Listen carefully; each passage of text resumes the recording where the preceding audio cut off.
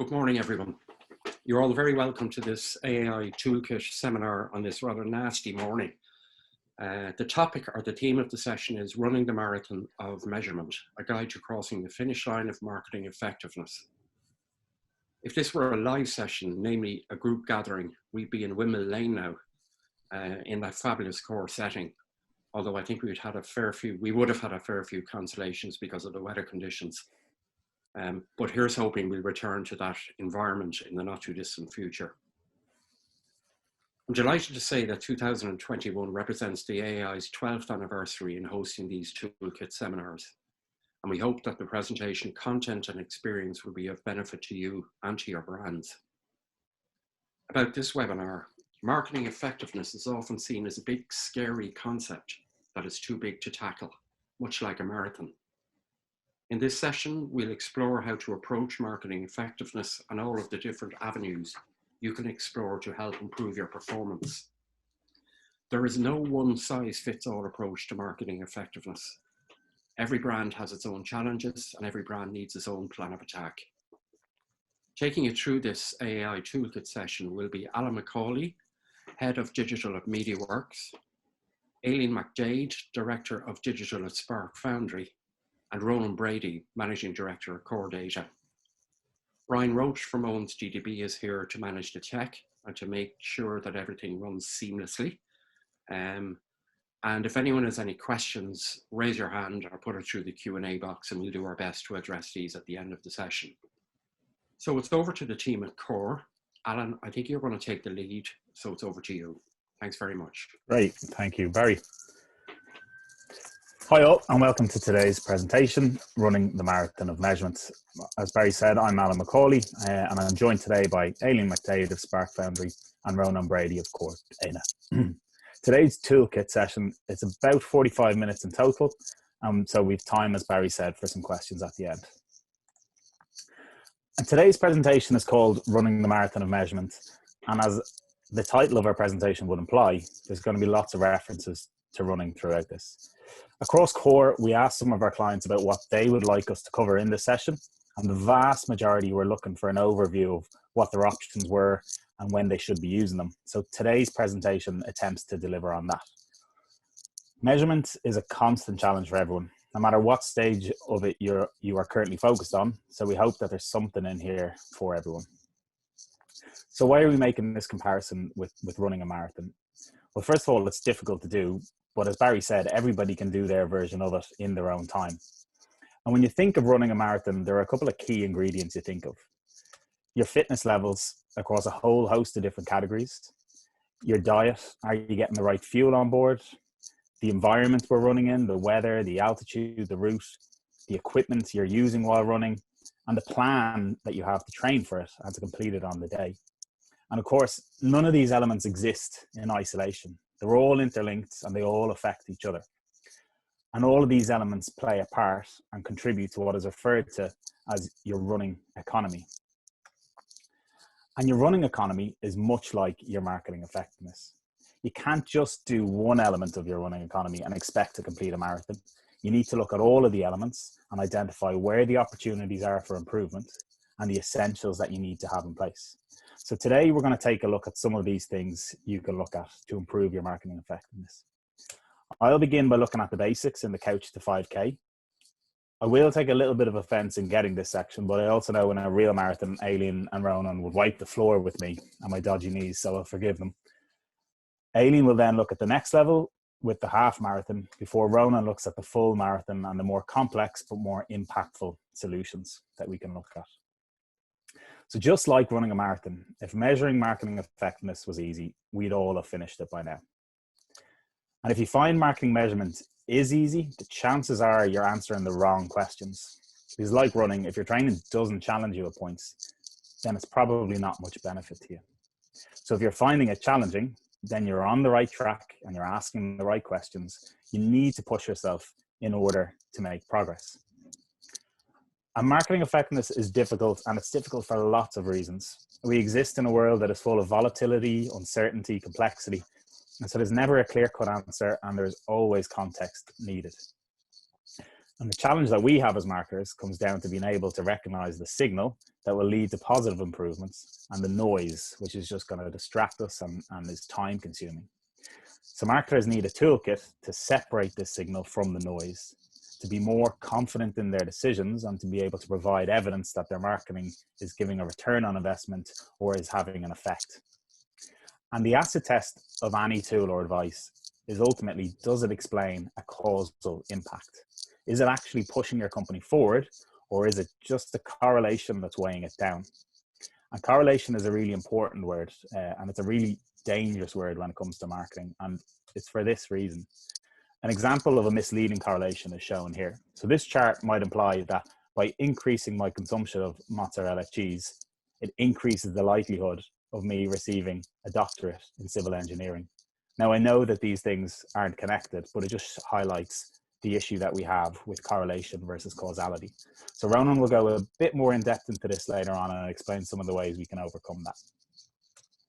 But one statistic that we can relate to, however, is that out of all the people who commit to doing a marathon, only 70% actually make it to the start line. And that's because life gets in the way. We can prepare for this by getting the basics right, by knowing what we want to achieve and by having a plan to achieve it. And your likelihood of getting to the start line then dramatically increases. You wouldn't dream of starting a marathon without doing some training first. And the same is true for marketing analytics. You need to start with the basics and then work your way up. You don't stand tummy against the ticker tape and discuss how light your new runners are if you don't know how to lace them up. And these lads on race day are crucial. These are called pacers, and they allow people to have a plan and a benchmark on race day. And that's exactly what you need as a marketer. You need a realistic goal and you need a plan around that goal. So marketing science is our pacer really, and it gives us our benchmarks and helps us to plan and achieve our goals and to test ourselves against the market. So in order to get off the couch and go out for a run, there's some things you need to know. You need a sense of your own fitness, a general route planned out before you go, some decent gear. And it's the same with marketing. Before we go running, the first place to start is take a step back, understand what your current limitations are, and to assess your market. Understanding the buying patterns for your category and what you're up against is essential before we can start to plan. So when it comes to getting your brands picked on packed shelves or online, we need to understand what we are up against. There's a famous formula in marketing science called the Dirichlet model of repeat purchase behavior. And while it doesn't necessarily roll off the tongue, it's really rigorous and robust and gives us an insight into marketing buying patterns. And what it tells us are three broad truths that you need to understand for your market or your category. The first is that consumers select from a repertoire of brands based on their own individual preference. The second is that growth comes from nudging everybody's propensity up just a little bit. And the third, the big impediment to growth, is usually that most buyers seldom notice or even think about our brands, contrary to how we all probably feel on this. Our customers just don't really care or think about our brands nearly as much as we do. So we need to understand how we compare with the other products on the shelves and the other brands that appear online if we're ever going to make progress towards getting noticed and getting picked. So once you understand your category and what you're up against, then you need to understand your brand. And it won't take you long to figure out these really powerful elements of branding from the snippets here. And the reason for that is that they are distinct and they've been around for a very long time or are used consistently with wide reach. And because of this, they've created really strong memory structures in your mind and it makes them easy to associate. And why are we highlighting these distinct assets? Well, because these brand assets have a causal impact on sales. Birdseye did a test in the UK where they tested with and without the captain on their packaging, the Captain Birdseye. And the results are pretty evident that the captain had a positive impact on their sales. Not because people want to buy the fish from a character, but because it makes it easier to identify and to choose that brand. So it's shortcutting the decision process by providing a distinct memory structure. So how do I measure my own brand's distinct assets? Start to look at your own brand and what are the assets you have that will work for you or what you could improve. And the easiest test probably comes from Jenny Romanek of How Brands Grow fame, who created this simple framework for analyzing your brand assets, which you can see on the right.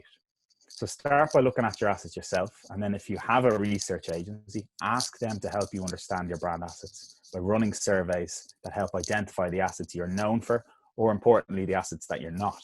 Are there opportunities for you to improve your ability to get noticed by dialing these up or down? And the second question we can ask ourselves is, what role does my brand play in leading to the purchase decision in my category? And therefore, what should my advertising focus on? And again, we can look to marketing science to find a starting point. Binet and Field, famously in the long and the short of it, found that the average for all markets was 60-40 brand activation, meaning 60% of your budget should be focused on a brand emotion-led message, and 40% should be focused on a rational activation message. But in 2018, they followed up with category-specific details in effectiveness and context. And this had some really interesting and often counterintuitive findings. If you operate in a category that has a more rational consideration cycle, a more considered purchase, if there is more online research associated with your category, or more market concentration in general, then upweighting brands to varying levels was essential. And so if you ever need help with determining this, Ronan and his team in Data have actually built a really handy tool for calculating the splits based on your specific brand in a specific category. And it's a free tool, so if you want to reach out to us, you can, and we'll help you understand exactly where you position yourself in the market. So what can you do with these benchmarks? Well, the first thing to do is look at yourself. Analyze your media spend for the last 3 years and understand the messaging that you have had in place. Has it been brand-led? Has it been rational? Next, look at your competitors' ad spend and messaging, see how you compare, and then compare your category to the marketing science norms that we have. And finally, the last thing I'm going to talk about is ESOV, or excess share of voice efficiency. Now, most of you will already measure your share of voice, and your company should have some understanding of your share of market, as difficult as that can be at times. But the best thing you can do with the two of these separate data sources is to combine them and to understand the relationship between them. So, for example, at a really basic level, if you know your share of market in 1 year is 30%, and you know your share of voice is 50%, this will give you an excess share of voice of 20%. If we then go on to see that this excess share of voice leads to an increase of 1.5% in your market share, we can quickly calculate the impact our excess is having. In this instance, it's an excess share of voice efficiency of 0.75%. And it's this figure that can help us to assess the impact that our marketing budgets can have going forward if we do everything right. And equally, as we plan for growth with our marketing budgets, it's also good for understanding what would happen if we stop advertising. Understanding your numbers like this is a great starting point in protecting your brand budgets in the boardroom. Nothing will scare your CFO more than showing a chart like this with this shape that says market share on the top of it. So understand the relationship between your share of voice and your share of market as a basic. So that takes us up to the 5K points. We've spoken about how distinctive assets have a causal impact on your brand's performance, and that by running an asset survey, you'll get a better understanding of what assets to dial up and to dial down. We spoke about the role of brand in your customer's purchase path, and by understanding the category norms, we can look for opportunities to improve. And finally, we spoke about excess share of voice, and by combining share of voice and share of market data, we can set ourselves up to better predict and to understand the impact that our marketing budgets are having on our bottom line. I'll now hand you over to Aileen, who's hopefully warmed up and ready to take you through the next stage of the marathon. So in this part of the presentation, I'm going to cover these 3 topics, but we think it's important to firstly just contextualize some of the marketing measurement approaches based not only on the ease of execution, but crucially, what value they deliver back to the business. And just as with marathon training, there are things you do in marketing analytics that are easy to do, but they add little value to your overall performance. And the challenge is, what is going to deliver the most benefit? We're going to take this from the bottom up, where I'll firstly talk you through those forms of measurement that are easier to deliver, but of less value to the business, before Ronan then follows with the more valuable, but more difficult measurement solutions.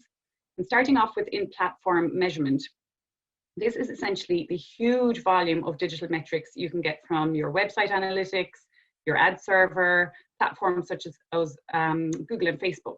And I'm sure you'll agree the scale of metrics available is quite vast, but the conflict here is what value do they actually deliver back to the business? These metrics are like the Fitbit of data analysis, where you get a live feed of endless amounts of data that can bamboozle and confuse you if you don't know what you're looking at.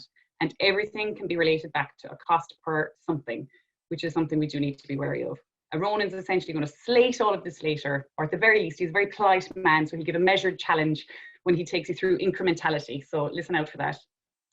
And you can run yourself ragged, obsessing about the minutiae of these digital metrics with very little impact on your overall business goals. It's like obsessing over your shoelaces rather than focusing on your overall health and fitness. But the irony here is that this is where the bulk of marketing data resides, and often where a disproportionate amount of time is spent reviewing, and that's most likely because it's the most readily accessible. But a note of caution here. You can't compare metrics across these digital channels. For example, comparing Google search with social media.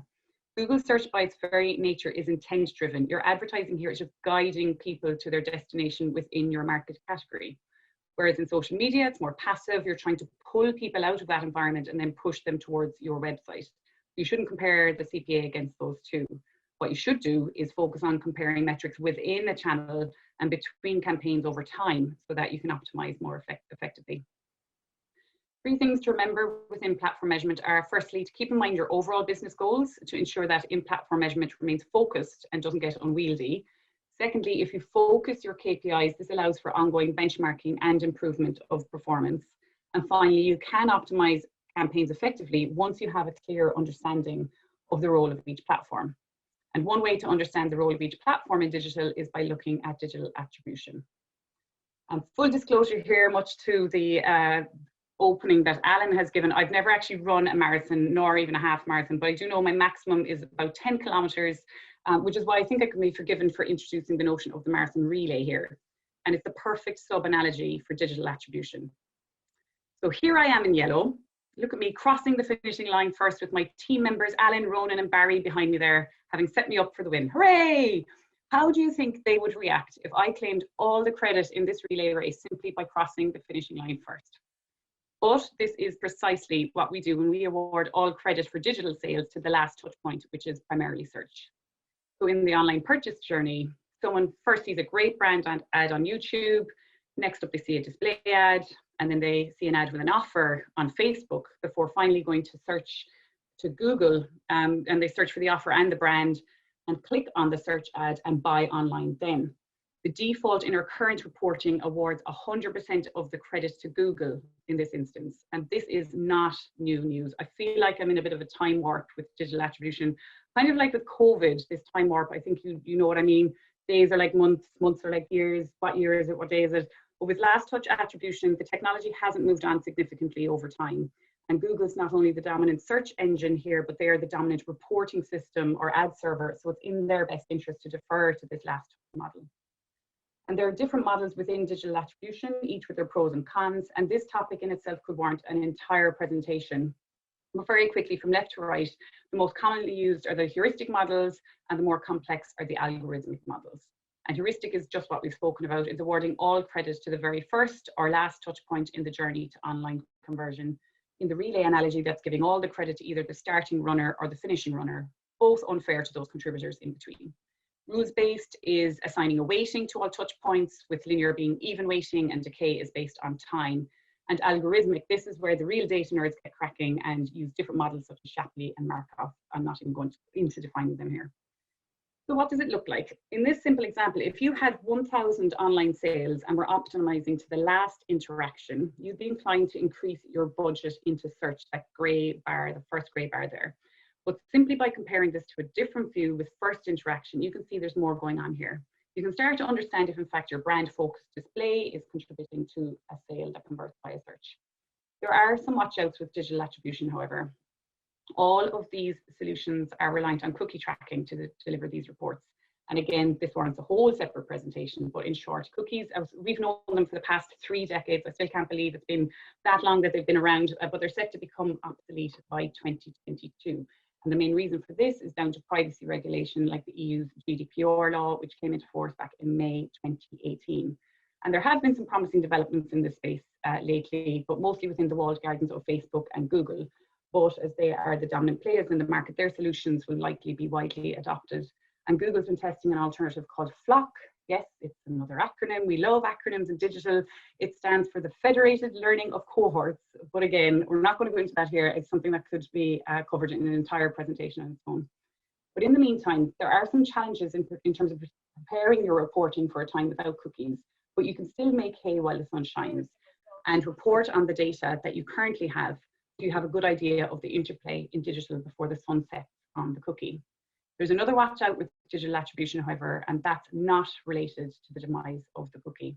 It's being mindful of the impact of other channels on digital, especially if you're running activity outside of digital. It's important to understand the motivation of action beyond just the digital channels. Which leads us on to our final stage of the half marathon of measurement. Just as you'd want to keep track of your performance over time whilst training, so too is it important to monitor and report on your campaigns. However, when we talk brand tracking here, we're taking a step away from digital metrics and talking about surveys that allow you to monitor brand awareness, brand recall, brand consideration. They also cover propensity to purchase and even allow you to delve into demographic information and give a benchmark against your competitors. Some examples of brand tracking are those periodic surveys your brand gets from the likes of Red Sea, Amorok, B&A, and Core Research, just to name a few. These studies can indeed correlate to sales and are therefore of some value, but care needs to be taken with correlation, as Alan outlined earlier, but also as you drill into the data. Because we're talking about surveys here, to be NatRep or nationally representative, you generally need a sample of 1,000 from your population. And on the most part, this gives a margin of error in the region of plus or minus 3%. Before I lose you, the margin of error is just the difference in results you may see if the survey is run repeatedly. So 3% either way isn't too big a swing. So if you surveyed a sample of the population on who was going to win the marathon between you and another competitor, you may come back with a 52% positive vote. The margin of error means that if you run this survey repeatedly, the result could be as low as 49% or as high as 55%. What you need to be more mindful of is when you drill down into sub-audiences, as this margin of error can double to plus or minus 6% in samples of 250 people. And see here a simulator for understanding how big a gap you may see. You keep an eye on the size of the grey block, which is essentially your margin of error on this graph. When we adjust the sample size down to below 250 using the same time period, you can see it increases significantly, meaning more care is needed when interpreting the results.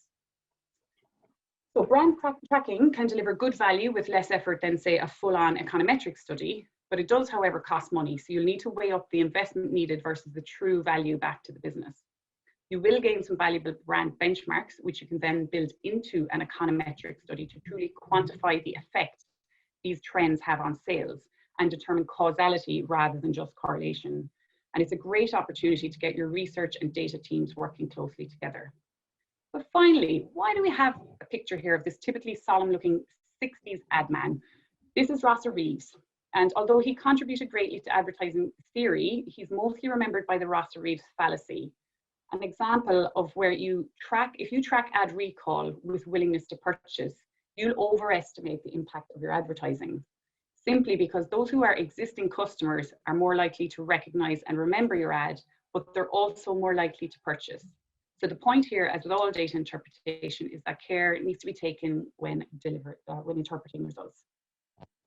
So to wrap up the half marathon, make sure you cut down your digital KPIs with focus. There's still time to run digital attribution studies, but prepare for the future without cookies. And finally, don't drill too deep on your brand tracking studies. And now you're truly warmed up to measurement solutions. Ronan's going to take us to the finishing line in this marathon of measurement. Thanks, thanks, Aileen. I'm not going to slate the impact for measurement. Don't worry, I won't go too hard on it. Thanks, everyone. Yeah, we're into the full marathon section, and what really kind of makes this bit kind of different from the other sections is the fact that the projects are a little bit bigger, a little bit harder to undertake, but just like the marathon, the payoffs are even greater. Now, my background, I previously was what I now refer to as client side as a head of marketing. I'm now agency side, and I work within the data practice alongside the media practice, the research practice, and strategy practice within Core. And what Al and Aileen have taken you through, and what I'm going to cover here, for me amounts to, it's like a playbook, a marketing effectiveness playbook that if I was to go back in time, I would hand to my former self. And the advice I give my former self is to build a book of evidence about my particular category, my particular brand, and use these tools to kind of enhance the understanding and help and aid decision making. So there are 3 tools we're going to cover in this section. There's incrementality and experimentation. There's econometrics and brand contribution. And we've laid these out in the same grid that Aileen took you through earlier. So these are, they're lower down the ease and scale measure. So that means they're harder to do, but the value to the business is far greater. So the first one on the list is incrementality. And Aileen mentioned earlier all about cost for everything, that Fitbit, that flood of data that's available on in-platform measurement. And one of those measures is cost per acquisition. Now, I'm not going to slate it. I mean, all those metrics are still, they're hugely valuable. They're really important to track over time and compare. There's just a few watch-outs. And the first one is just being really clear on what, in fact, that metric is measuring. And cost per acquisition, it's measuring an association. It's measuring those who received an ad impression and those who also bought the product. Now, what you're actually trying to get to is a cost per incremental acquisition, and that's a measure of causation. It's those who bought because they saw the ad impression. So how does this play out? So this example here is what we call the audience optimization fallacy. So let's say you're running 2 different campaigns. One campaign, you're targeting the blue people, and that's a retargeting campaign, and you're targeting abandoned carts, so people who went to the website, went to the checkout, and then left without purchasing anything. You can also have the option to target this red audience, and that's an affinity audience. So you can choose an audience on, say, the Google or Facebook platform who have a high intention to buy your particular product in your particular category. And you don't know which of these is going to perform better. So you allocate €100 of ad spend to each of them. And then let's see how this plays out as to how you would measure and evaluate it under typical circumstances.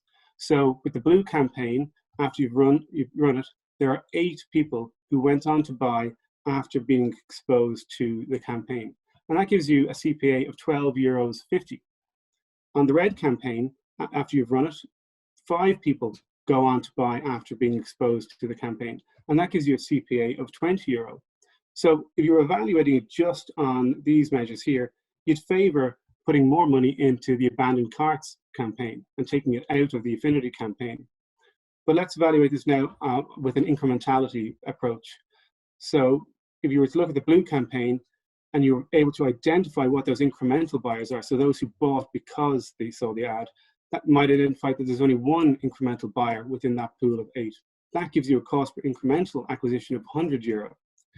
The red campaign, so in that case, you might be able to identify that 4 people actually went on to buy because they saw the campaign, and that gives you a cost per incremental acquisition of €25. So looking at it like this, you're going to conclude, I want to put more of my budget into the affinity campaign. So why might you get that discrepancy between the two? And I'm not saying that one campaign or one tactic is better than the other. You just can't evaluate it just by looking at it through this lens. But it might be the case that your abandoned cart, that audience, they're already very bought in and invested within your brand, and they were already far down the path to purchase. So there's very little headroom for growth in terms of getting incremental buyers.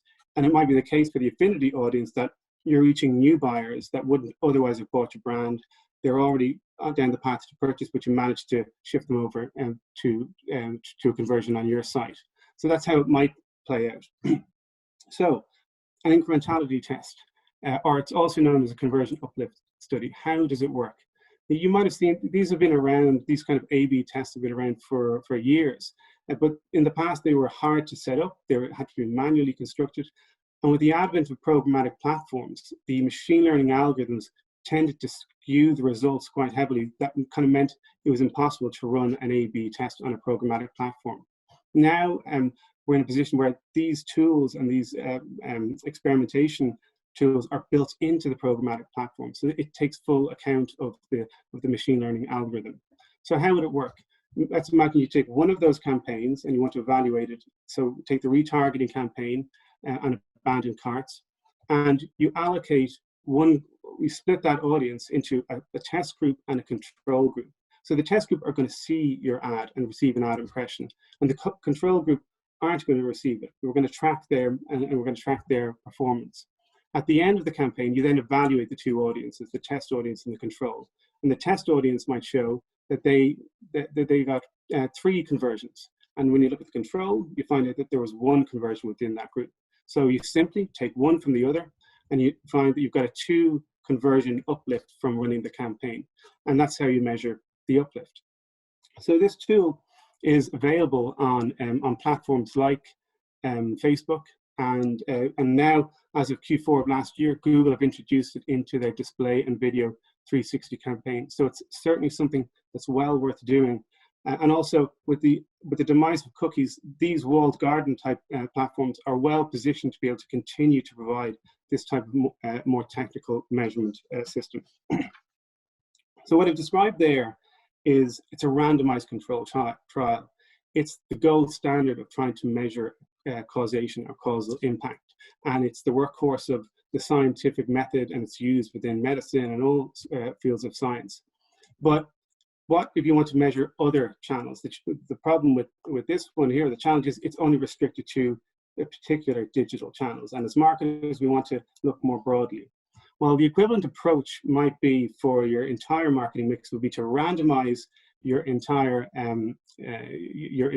media plan over the course of 2 years, and then see the impact of all those random changes on business performance. Now, I've run this past Al, and he's assured me that there isn't a marketing manager or a CMO in Ireland that would buy into this plan.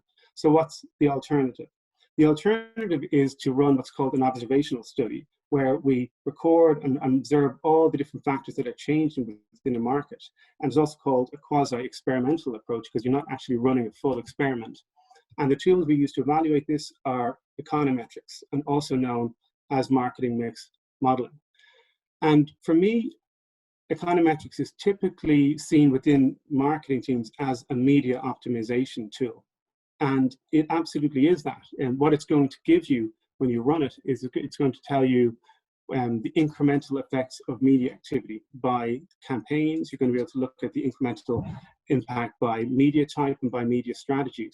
It's also then going to give you the ability to evaluate media on a level playing field. So the real advantage of econometrics is you're applying the same technique for evaluating incrementality or attribution for each of your different media types, both digital and offline. But for me, one of the real benefits of it is, in order to explain the incremental impacts of media activity, you've got to control for all the different variables that explain consumer demand within your category and marketplace. So that's things like competitor activity, seasonality, price, distribution, the introduction of new products and promotion. And when you know this, you've got this really rich statistical model that explains your market. And that's something that can help drive strategy and decisions, not just for the marketing team, but for the wider commercial part of the organization. So how does it work? Quite simply, we take something like a business KPI like acquisitions, and we'll observe that there's different fluctuations on this over time. And we begin to look at different business factors to see if we can explain those variations with variations in the other factor. So the first one we might look at is price. And we notice that when there's a dip in price, at times we see an increase in acquisitions during those same periods. We would then try to explain the remaining bit by looking at other factors like radio. So we see that there's for these 2 radio bursts, that helps explain the next 2 increases in acquisitions. And finally, we'd look at media or TV and see that TV, that burst helps explain that final increment in acquisitions. So ultimately what we're doing is we're marrying the fluctuations in the volume of that business KPI with fluctuations in the drivers of that volume. And what does it then give you? What are the key outputs? It's going to provide you with that return on media investment, which is crucial when you're in the boardroom and you're justifying investment in media budgets. It's also going to help identify the rate of diminishing returns for media across those different channels. And when you know the rate of diminishing returns, you can then apply optimization decisions and allocation of budget between channels. But I think crucially, it also is going to inform wider investment decisions across the business. So, you know, will the business perform better if you allocate more budget into a promotion or pricing, or is that going to erode margins and you're better to invest more money in media? Those types of trade-offs come to the fore with the econometrics.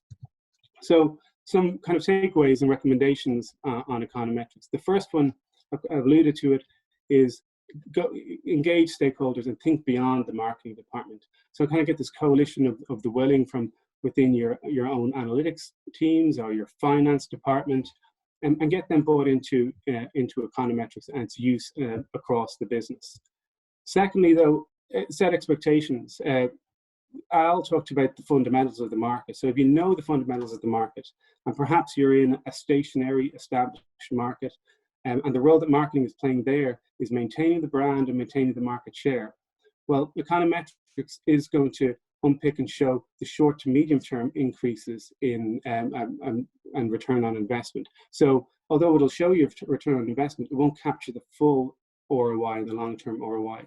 Whereas if you're in a growth category, it's going to be better at capturing the full ROI of marketing. So that's why when you go into the boardroom with an econometric study, you want to have all that other evidence that we talked about earlier to complement it. I'm also going to talk about some of the measurements you can put in around brand in a moment too.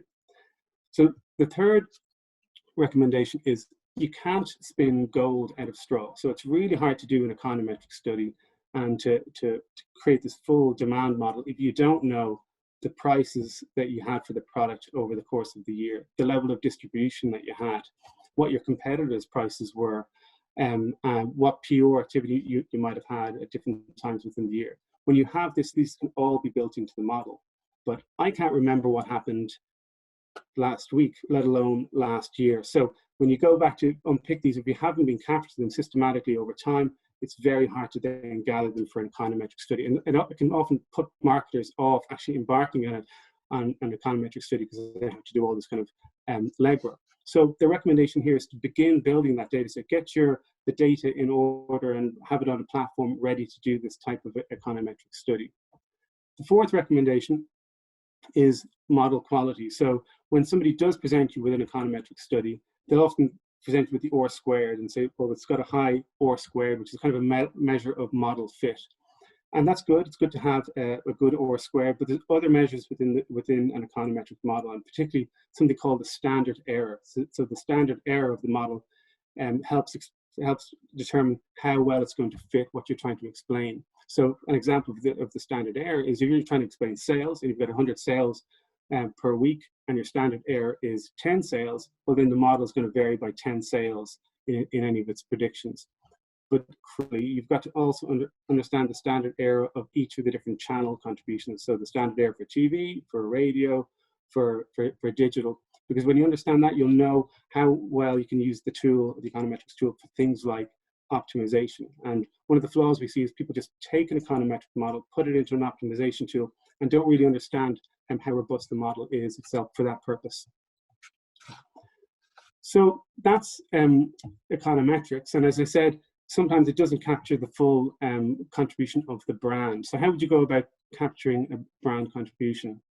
Well, you would embark on something called a brand contribution study. And at a high level, a brand contribution study is trying to unpick every aspect of brand's contribution to the business, from its impact on employee satisfaction, its impact on engaging with stakeholders, whether that be across the political spectrum and in terms of policy within your marketplace.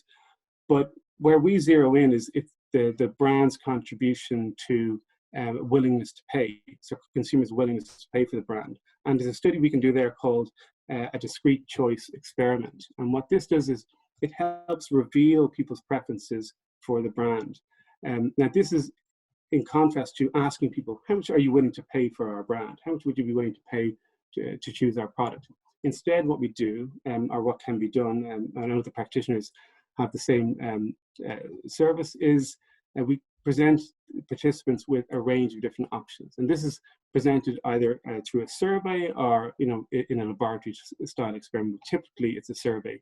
So in this case, you're running a marathon, you need these hydration tablets.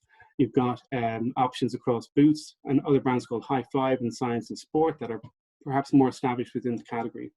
And you're the brand manager for Science and Sports, and you want to know what's the willingness to pay of Science and Sport versus the Boots brand.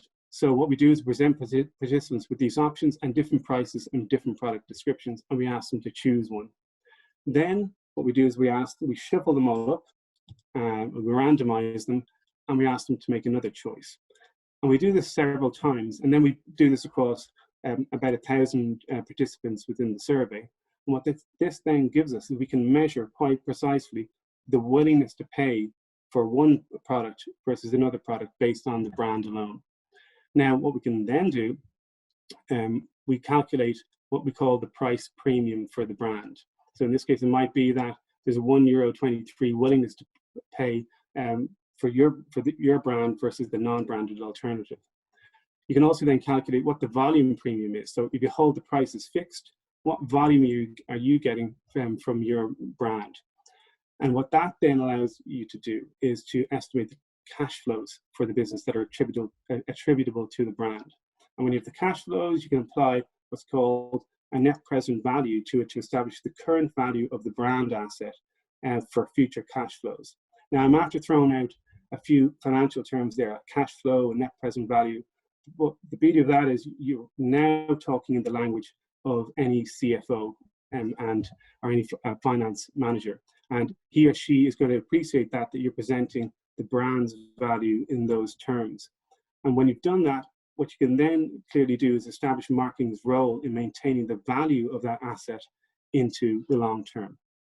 So that's brand contribution. So what I've taken you through here are incrementality and experimentation. And my advice there is to start with a simple campaign on one platform and just get up and running. But once you've done that, you can then take that learning and repeat it and apply it to another campaign. Second, on econometrics, the key focus there would be just begin getting the data ready, and even getting the data together and getting it onto a couple of graphs and eyeballing it can give you a lot of insight without having to undertake a full marketing mix modeling study.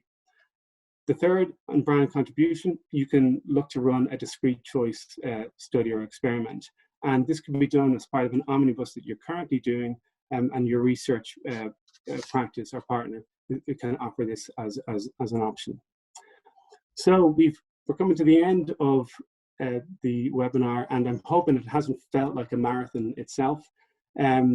Al took you through the Couch to 5K, and that was really all about establishing the fundamentals for your category. So the role that the brand plays within the purchase decision, how to go about measuring your distinctive assets and the role that they play in that purchase decision, but also critically important understanding share of voice and the relationship between share of voice and share of market, and being able to then forecast what will happen if you increase your share of voice or if you take investment out of there, the potential loss of market share. Aileen took us to the half marathon stage and started looking at all this volume of data and likened it to kind of the Fitbit. And the focus there was focusing on quality versus quantity and being clear about what you're measuring. Understanding the role of digital attribution and the fact that there's still options to do digital attribution before the full sunsetting of cookies. Aileen also took us through brand tracking and just the watch out there that, look at changes within brand tracking over the long term and focus on that margin of error whenever you're making decisions on that data set. For my part, within the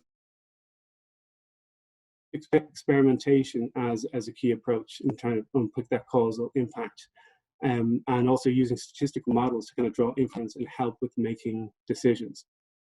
But if there's one key theme that goes through this, it's trying to focus on causal impact and causality. And we believe that if you keep that to the fore, keep that top of mind, and always use that as a reference point, but then build your marketing toolkit and your measurement toolkit around that, and focus in on what's relevant and appropriate within your category and for your brand, you're well on your route to completing the marathon in this for the measurement of marketing.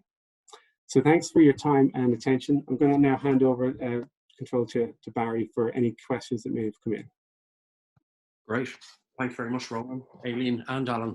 There are a couple of questions just coming through now. I think I have the answer to the first one, but I'll ask you guys to address it first. It says, thanks for organising. It's great to see this being given increased focus, but are there any applicable end-to-end case studies available? So it's a very good question. I think what we've presented here is there's a really big array of different tools that you can use to answer specific questions. What we don't have is a case study, an ensemble case study that brings all of them together that brands have, particular brands have used. Because in effect, what brands and we see what our clients are doing is they're just selecting tools specific to questions that are key to them at moments in time. And we're not recommending either that any brands or clients would do absolutely all of these things. We think it's important to focus on, what's important for particular brands and questions that they may have.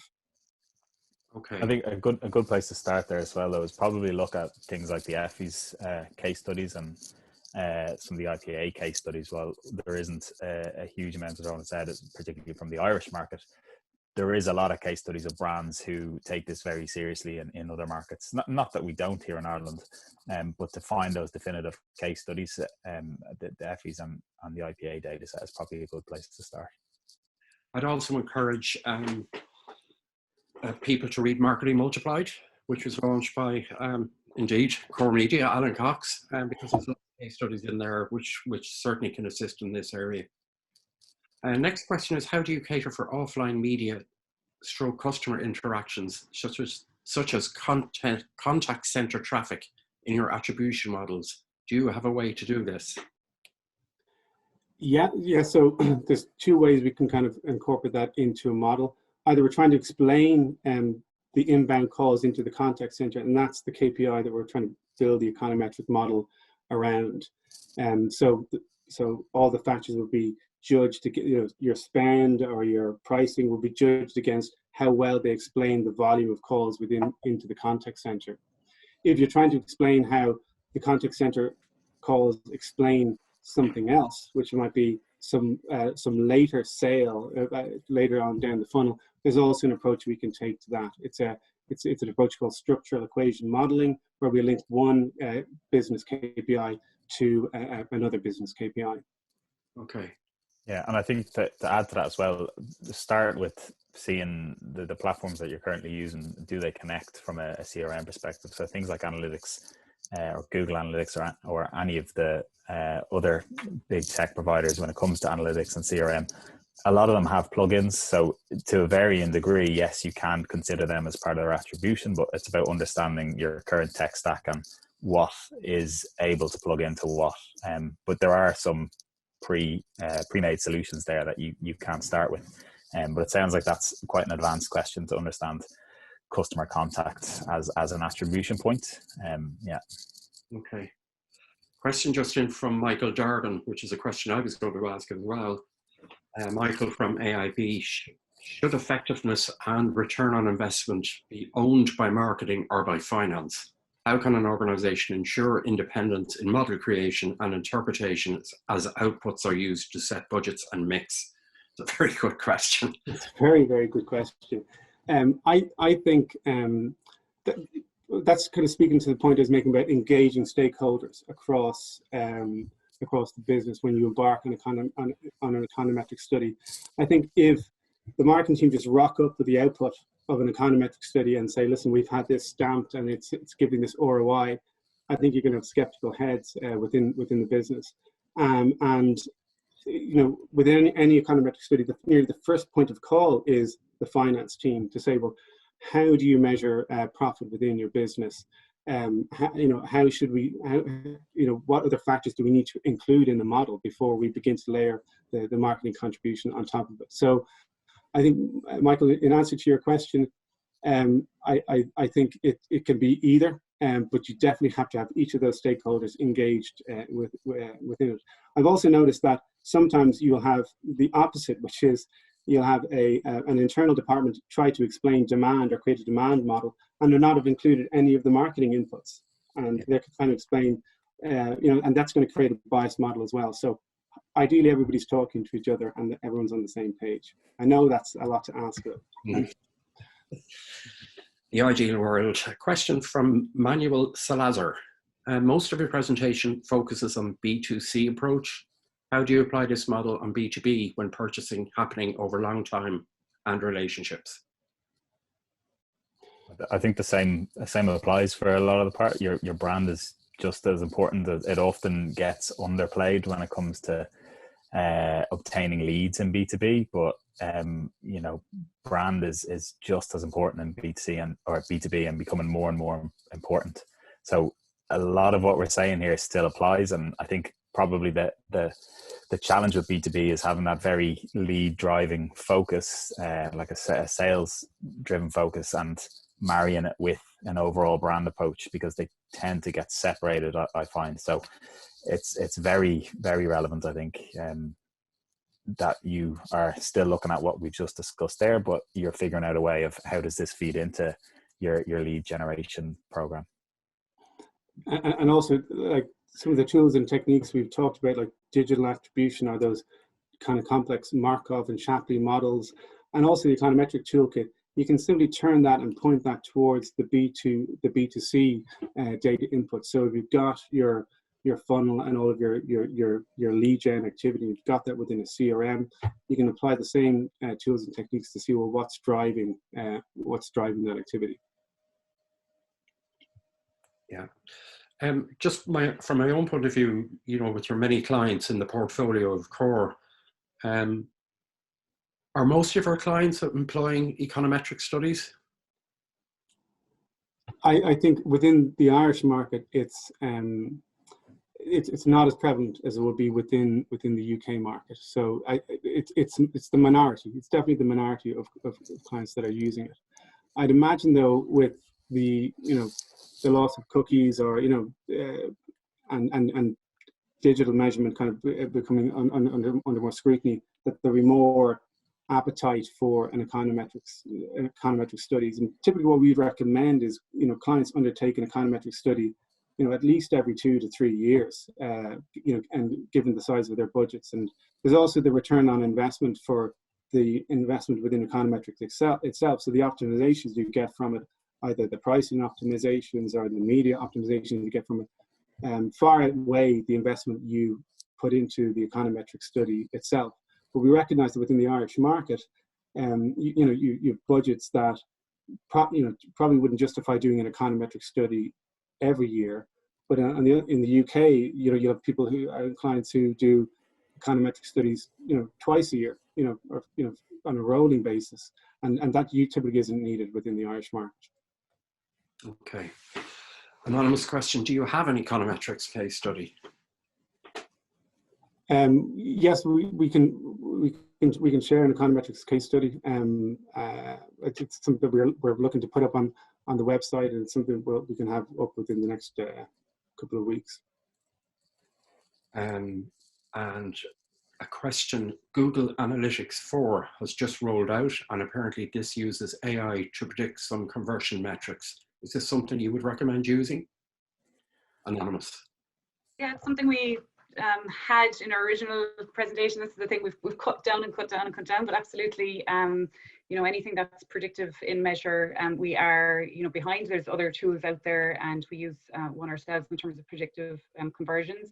And the other thing I think to bear in mind with kind of the demise of the cookie as well, and the obsolescence of it, that Google has been for some time kind of filling in the blanks with conversions anyway, because we've not had them on like with iOS or Firefox and stuff like that. So I think we're talking a lot about the cookies kind of being in demise, but there's definitely solutions that have kind of been in place and that are rolling out, that it's not going to be a big kind of switch off type thing in 2022, that we're kind of building towards it.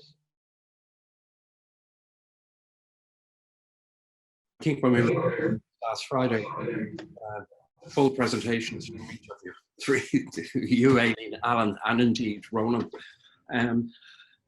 Ronan, you mentioned a point, and I think you touched on it as well, Alan, about building a book of evidence. trying to get all that data together in any one organization. Surely that's a problem with leaving jobs all the time to try and keep that data coming in. Do you find that that's an issue?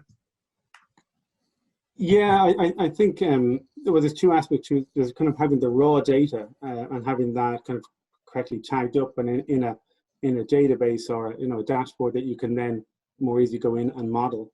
And then the book of evidence would literally be like it's a document which is saying, like, we've done this study, this study, this study, and here are the findings that we've taken out of it, and here's how we've applied it within the setting strategy within for our brand.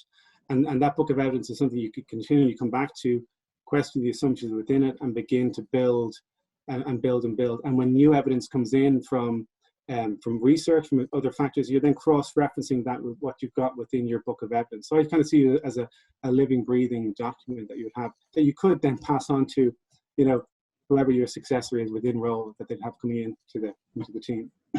Yeah, I think to add to that, I think we all have a responsibility to stay up to date with whatever research is coming out and is adding to that playbook. For all marketers, I know it's something Alan Cox talks quite a lot about the idea of continual learning. So we all have a responsibility as an agency and as marketers to stay on top of that and inform the rest of the companies that we work for about these new findings, because if we're getting turned down in the boardroom about budgets and stuff like that, the responsibility is on us to make that case. Yeah. Guys, I'm going to finish here. Just to say thank you so much to Alan, Aileen and Ronan for the effort you've put into this presentation. It really is fantastic. Great work, very inspirational. If we could all do it, it would be great. But times are tough out there at the moment, and hopefully we can keep on saying this again and again and again. It's very important. So I'm going to end now. Thanks everybody for joining, and I hope the rest of the week goes well for you.